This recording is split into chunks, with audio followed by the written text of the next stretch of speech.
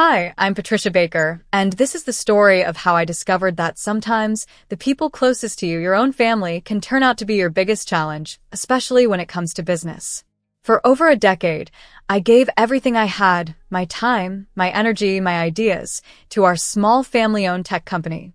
What started as a tiny computer repair shop in a quiet strip mall eventually became a thriving $110 million software enterprise. I was proud. I believed we had all succeeded together. But what I didn't see coming was how success could stir up envy, even within your own home. Let me take you back to the beginning. My dad started the computer repair shop around 30 years ago. It was his passion project. Even though it didn't bring in much money, it meant the world to him. He ran it with pride, often working long hours just to keep the lights on. Back then, it barely paid the bills. But to him, it was a legacy. I was the quiet one in the family, the one who stayed behind to help Dad, while also working toward a degree in computer science at our local college. My sister Kelly, on the other hand, was the golden child. Straight, top of her class, and later, a student at one of the most prestigious business schools in the country. Everyone always expected big things from her. "Patricia, you're wasting your potential here," Kelly used to say when she visited during college breaks. "You should be doing more, aiming higher." But I saw something she didn't. I saw the opportunity in our small shop. While Kelly was studying business theory, I was gaining hands-on experience in programming and learning about the real-world challenges that small businesses faced. I wasn't just dreaming, I was building. During my final year in college, I created our first piece of original software, a simple but efficient inventory management tool for small businesses. It wasn't flashy, but it worked well, and it was affordable. At first, Dad was unsure. He didn't think people would buy it. But when the first few local businesses started purchasing licenses and spreading the word, he changed his mind. "Maybe you're onto something here, kiddo," he said with a rare smile. For a moment, I felt truly seen. That one sentence fueled me for years. After I graduated, I dove in headfirst. I worked 15-hour days, 6 days a week. I handled everything: development, customer support, marketing. Slowly but surely, the shop evolved into a software company. We expanded our services and gained more clients, going from our local community to national partnerships. Through it all, my mom would check in on me, gently concerned. "Don't work yourself too hard, Patricia," she'd say as she brought me dinner at the office. "You need a life outside of this." But I was driven, not just by ambition, but by a need to prove myself. To show my family that I was more than the quiet girl in the background. After 5 intense years, our business finally reached a major milestone: $3 million in annual revenue. It was a huge deal. That's when things started to change. Out of nowhere, Kelly announced she was moving back home. She had quit her high-powered job at a top consulting firm in Florida and was ready, she said, to take her rightful place in the company. We were at the dinner table when she said it, so casually, as if it were always meant to happen. "With my business expertise," she said confidently, "we could take things to the next level." Dad looked at her with pride in his eyes. "That's wonderful, Princess," he said. "We could use your professional touch around here." And just like that, I felt everything stop. My fork hung midair, and my thoughts raced. The company I had built with sleepless nights and relentless effort was now being offered to Kelly, just because she had a fancy degree and the right words. No mention of the years I put in. No recognition of how we even got to this point. I realized then that success doesn't always protect you. It can sometimes put a target on your back, even from the people you love most. But I kept my thoughts to myself and decided to play along, hoping things might work out. I didn't want to create tension in front of my family or our employees. So I smiled, nodded, and tried to be a team player. That's how Kelly became co-CEO, despite having zero experience in our industry. Dad thought it would look good for the company to have someone with her background and fancy degree up front. He said it would impress investors and help our image. I didn't agree, but I accepted it. From then on, I focused on what I did best: building products, managing operations, and working closely with our clients. Kelly, on the other hand, became the face of the company. She handled marketing, public appearances, and investor relations. The next 7 years felt like a strange split. While I was buried in code and team meetings, making sure our software stayed innovative and useful, Kelly was attending tech conferences, accepting awards, and giving interviews about being a successful woman in tech. She told stories that made it sound like she had created the very tools I spent sleepless nights building.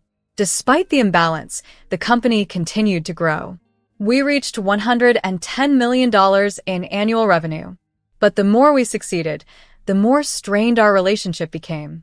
Kelly began leaving me out of important meetings. She made big decisions without telling me, and slowly, she started pushing me to the background, treating me like an employee in a company I had built with my bare hands. Then came Dad's 65th birthday. Kelly, of course, took charge of the party. She rented out the grand ballroom at the most luxurious hotel in the city.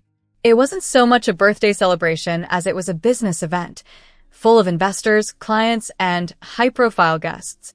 That was always Kelly's way. Every move had to serve a purpose.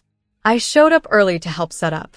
I wore a simple black dress, nothing flashy, but elegant enough.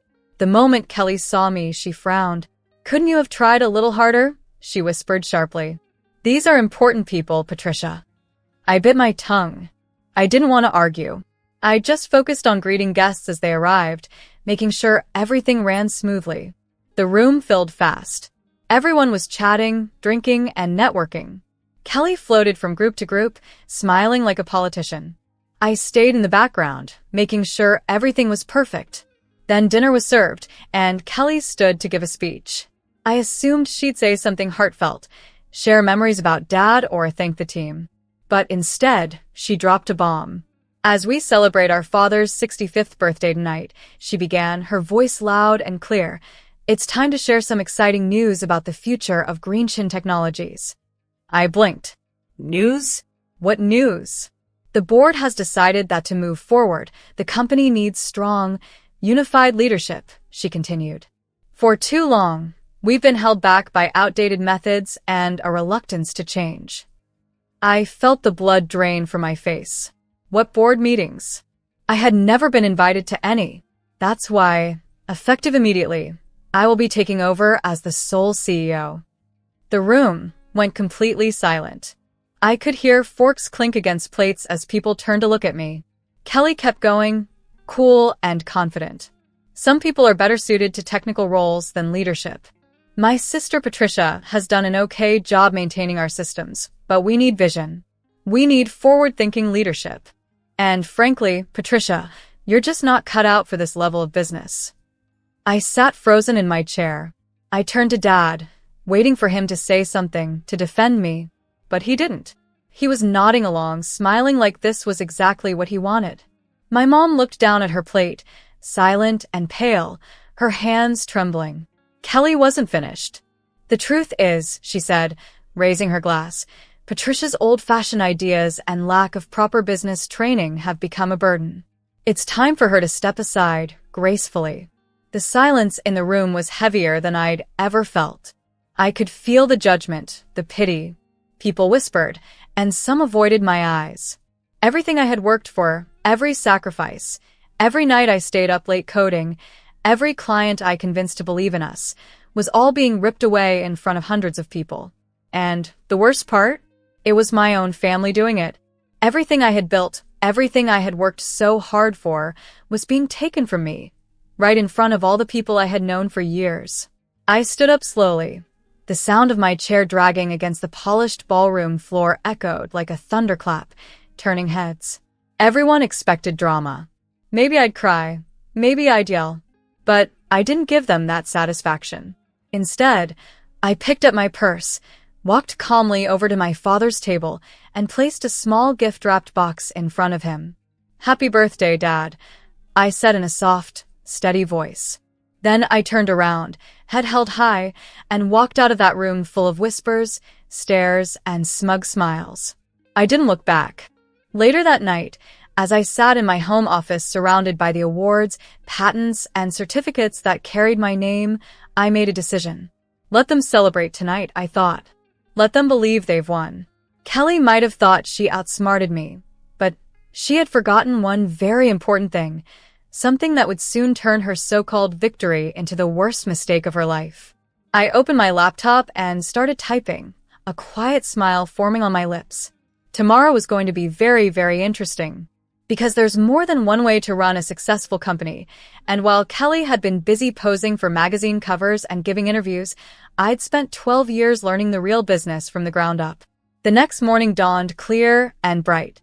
I got to the office early, before anyone else, and waited. At exactly 9 a.m., Kelly walked in like she owned the place, Dad, right beside her, both of them beaming like they'd just won the lottery. Their faces were full of pride and satisfaction, faces I couldn't wait to watch crumble. "Patricia?" Kelly said, her voice laced with surprise and a hint of annoyance. "What are you doing here? I thought after last night, you'd at least have the grace to stay home." I smiled, thinking about the email I had sent at 4 a.m. to every major client, partner, and senior staff member at Greenchin Technologies. "Just finishing up a few things, dear sister," I replied calmly. "Since you're here, we might as well talk about the company's future." "There's nothing to discuss," Dad said firmly. "Kelly is in charge now. The board already approved it." The board," I said, pulling out my tablet. "Let's talk about that, shall we?" I connected my tablet to the conference room's big screen. While Kelly was busy throwing parties and giving interviews, I was the one actually building this company. And there are a few key things you've both forgotten. I tapped on the screen and pulled up a document. "First off, let me remind you, I own 55% of Greenchin Technologies.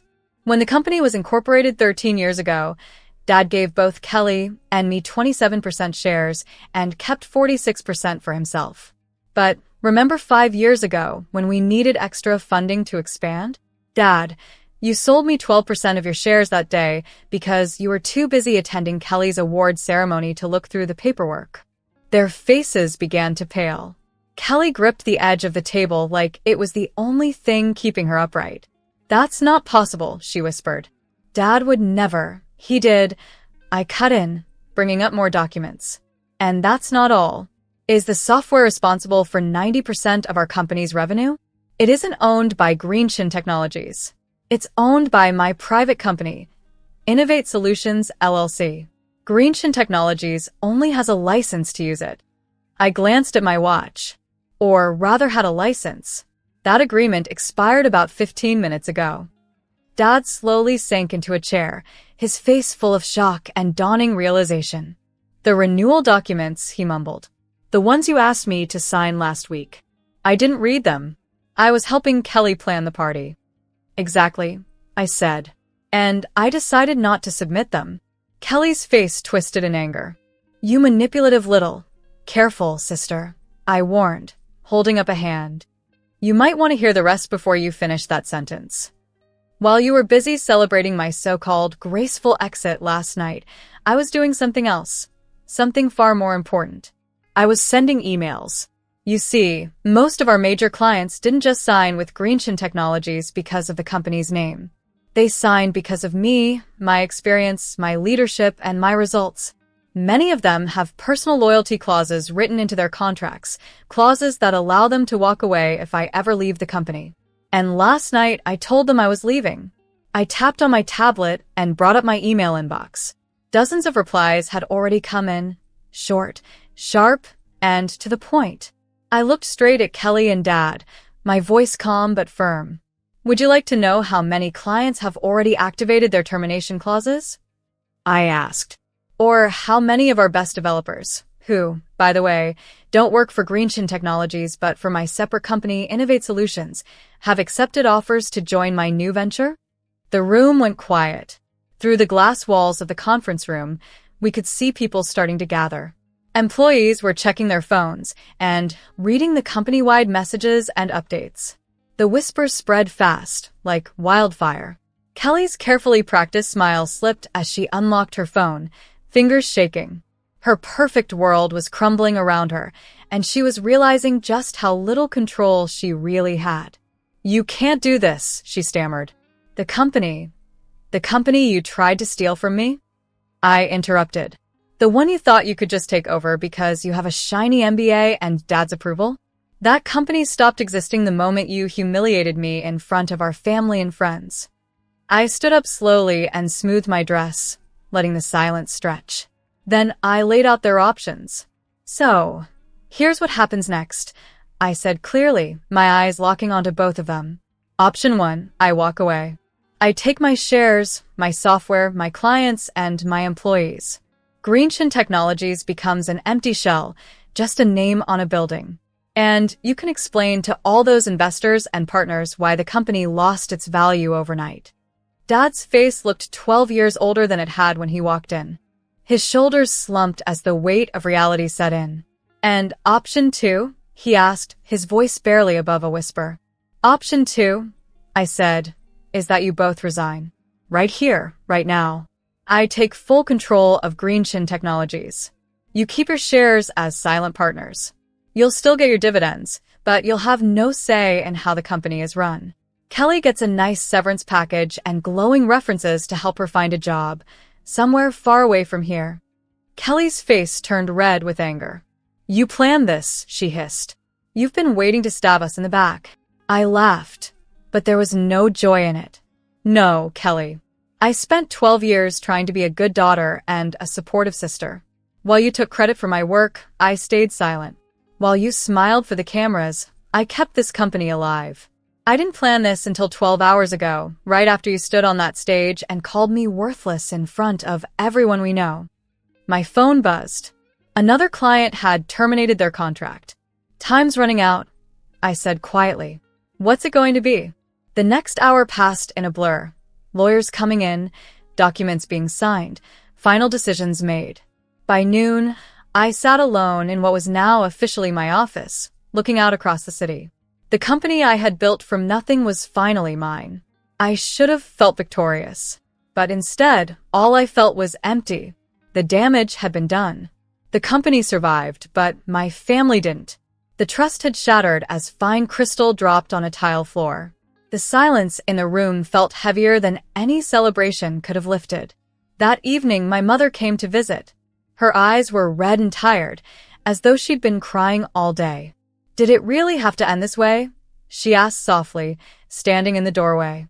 I looked at her for a long moment before replying. They left me no choice, I said gently. They would have taken everything I built. They would have erased me from my own story and never looked back. She nodded slowly, sadly. She understood, even if it broke her heart. And what happens now? She whispered.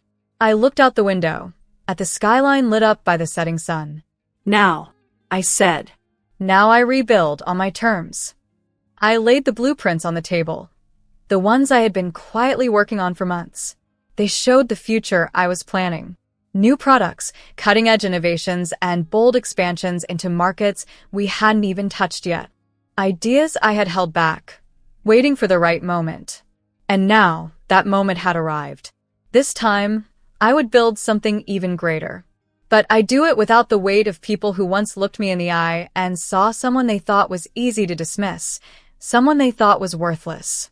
Over the next year, Greenchin Technologies flourished under my full control. We didn't just survive. We tripled in value. Clients returned, new partnerships were formed, and the company finally stepped into the spotlight for all the right reasons. Kelly, humbled by the consequences of her actions, moved to Manhattan. She found a position at a small startup, far from the empire she once believed she could control. I hoped she'd grown. I hoped she learned. Dad quietly stepped away from the business. Retirement suited him. He finally saw what he'd been blind to for so long, that his favorite child had nearly ruined everything he spent a lifetime building. We see each other during the holidays now. We smile politely, ask about each other's health, and pass the mashed potatoes like strangers pretending to be close. There's a distance between us that never quite closes. Some wounds just don't heal all the way. Sometimes, late at night, I flip through old photo albums, ones where we're all smiling, frozen in happier moments. I feel a pinch of sadness for the family we used to be, for the closeness we lost. But then I remember that birthday night. I remember Kelly's cold, satisfied smile. I remember Dad's nod of agreement as she tore into me with words sharp enough to cut. Respect, in business and family, is something you earn, not something you inherit. not something you demand. They both learned that lesson, but it came far too late. As for me, I learned something too.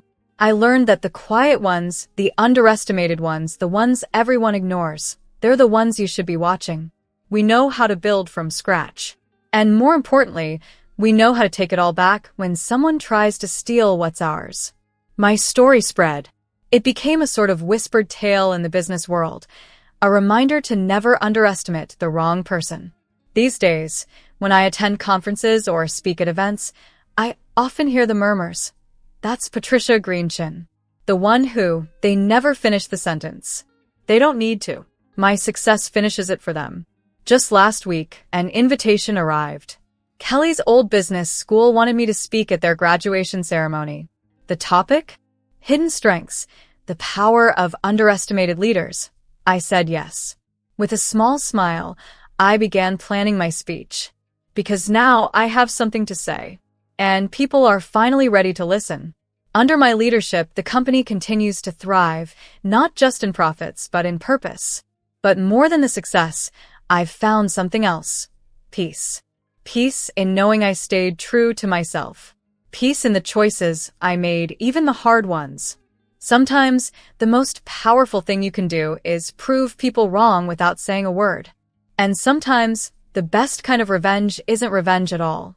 It's rising so high that even the ones who doubted you can't look away. As I sit here in my office, the city skyline stretching far beyond my window, I think of something my mother once told me. Success is the best revenge. But wisdom is knowing when to stop chasing revenge and start chasing growth. She was right. I've let go of the anger. The pain doesn't fuel me anymore. I'm building something now that matters, something lasting, something real. I still have that small, gift-wrapped box, the one I never gave Dad. Inside is a photo album I made for his birthday that year. It tells the story of our company, from that tiny, dusty repair shop to the empire it became. I haven't given it to him yet. Maybe someday I will when we've healed enough. When the silence between us feels a little less sharp.